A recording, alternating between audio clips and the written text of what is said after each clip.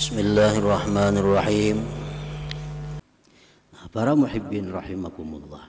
Nah, jadi sesudah kita tahu bahwa Ar-Rahman itu sedemikian rupa yang tidak bisa dilakukan oleh manusia siapa jua pun.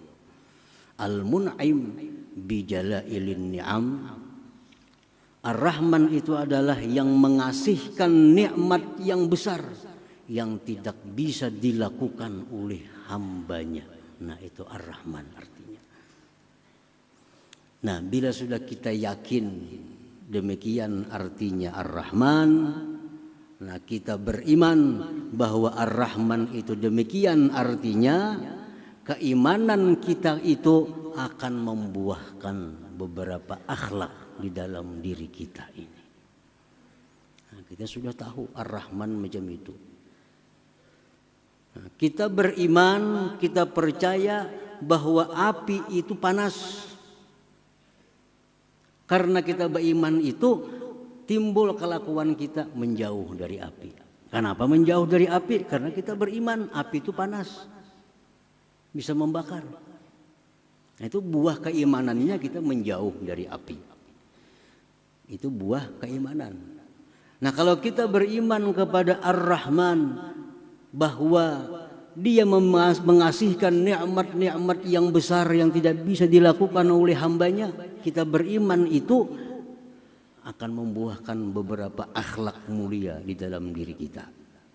Imam Al-Ghazali rahimahullah mengatakan, apa buahnya? Ayyarhama ibadallah al-ghafilin fayasrifuhum an tariqil ghaflah ila Allah azza wa jalla bil wa'zi wan nushi bi tariqil lutfi dunal unf wa ay yanzura ila al-usad bi 'ainir rahmah la bi 'ainil izra wa ay yakuna kullu ma'siyatin tajri fil alam ka musibatin lahu bi nafsihi fala ya'lu bi izalatiha bi qadri wus'ihi rahmatan lidzalikal 'asi ay yata'arrada li sakhatillah wa yastahiqqal bu'da min jiwari. Orang yang beriman kepada Ar-Rahman, satu, dia akan menyayangi hamba-hamba Allah yang lalai kepada Allah. Dia akan sayang kepada hamba-hamba Allah yang meninggalkan Allah, yang menentang Allah. Dia sayang.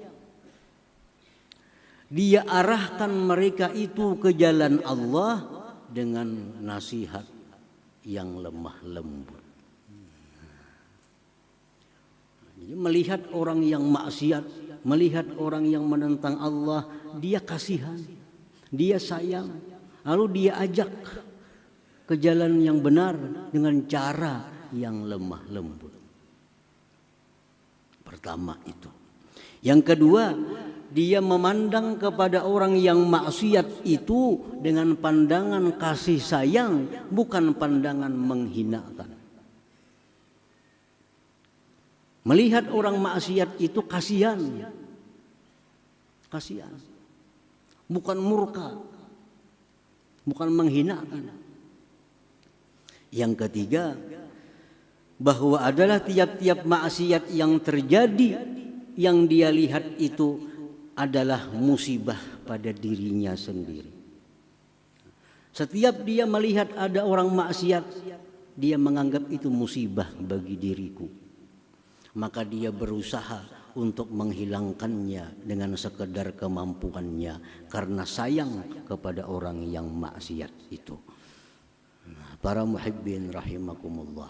Jadi orang yang sudah mengenali Ar-Rahman, sudah beriman kepada makna-makna Ar-Rahman, dia akan selalu mengajak orang-orang yang maksiat untuk ke jalan Allah dengan lemah lembut dan memandang mereka dengan pandangan kasih sayang, dan lagi menganggap bahwa maksiat yang dilakukan inya itu adalah musibah bagi diriku. Nah, para muhibbin rahimakumullah, beberapa contoh Rasulullah SAW sebagai nabi yang sangat beriman kepada Ar-Rahman itu. Disebutkan dalam sebuah hadis an Abi Umamah radhiyallahu anhu qala inna syabban ata an-nabiyya sallallahu alaihi wasallam faqala ya Rasulullah i'dhan li bizina fa aqbala al-qaum alayhi fazajaru wa qalu mah qalat nuh padana minhu qariban faqala fajalasa qala atuhibbu li ummik qala la wallah ja'alani Allah bidak qala walan nas yuhibbuna ka ummahatihim li ummahatihim qala atuhibbuhu li ibnatik qala la wallah ya Rasulullah ja'alani Allah fidak qala walan nas yuhibbuna li banatihim ila akhir hadis. Rasulullah SAW waktu berkumpul dengan sahabat, tiba-tiba datang seorang pemuda. Pemuda ini berkata, ya Rasulullah izan li bizzina. Wahai Rasul, izinkan ulun untuk melakukan zina. Sahabat takjub, siapa ini? Ada anak memukul, ada yang marah. Di hadapan Rasulullah, minta izin, hendak minta bulihakan bezina. Apa ujar Nabi? Beparak sini kan. Beparak sini. Beparak si laki-laki tadi. Ujar Nabi, ikam hakunlah. Ikam maulah mama ikam tu dizinahi orang. Kada wahai Rasulullah. Kada hakun mau dizinahi orang. Ujar Nabi, orang lain pun kada hakun mamanya dizinahi orang. Ikam maulah jar Nabi anak ikam putri ikam dizinahi orang maulah. Kada hakun. Maginnya anak dizinahi orang. Ujar Nabi, orang-orang pun kada hakun anaknya itu dizinahi orang.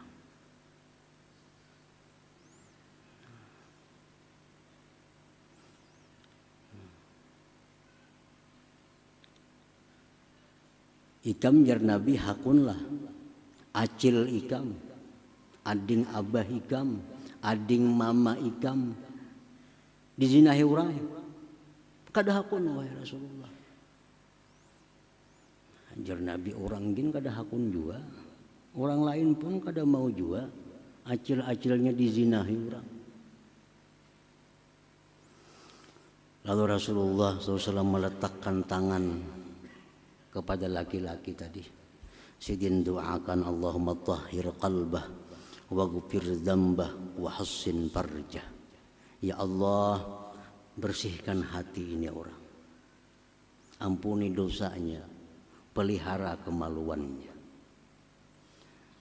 Laki-laki itu berkata, setelah aku keluar dari tempat itu, tidak ada sesuatu yang aku benci selain daripada zina itu.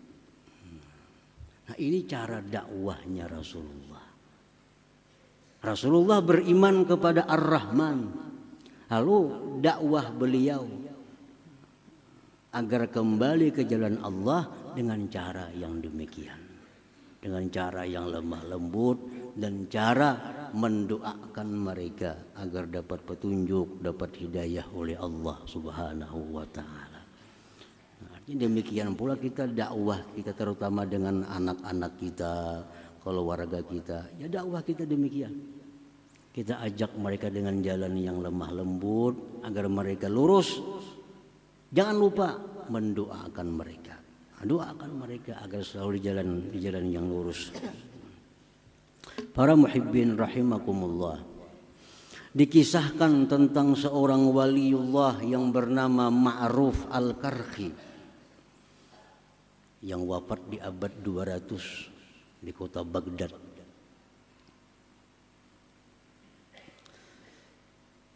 Kana Ma'ruf Al-Karhi 'ala Dajlah wa nahnu ma'ah idh marra bi aqwamun ahdath bi zawrakin yughannun wa yadribuna bid-duf faqulna lahu ya Aba Mahfuz ama tara haula fi hadzal bahr ya'suna Allah azza wa jalla ud'u Allah 'alaihim qala farafa'a yada ila as-sama' faqala ilahi wa sajidi Allahumma inni as'aluka an tuparrihahum fil akhirah kama farrahtahum fid dunya. Ma'ruf Al-Karhi dengan murid-muridnya di tepi sungai Tigris di Baghdad. Di Baghdad itu ada 2 sungai yang terkenal, satu sungai Furat, 2 sungai Tigris atau Dajlah. Suatu hari beliau duduk di sungai, di tepi sungai itu dengan murid-muridnya.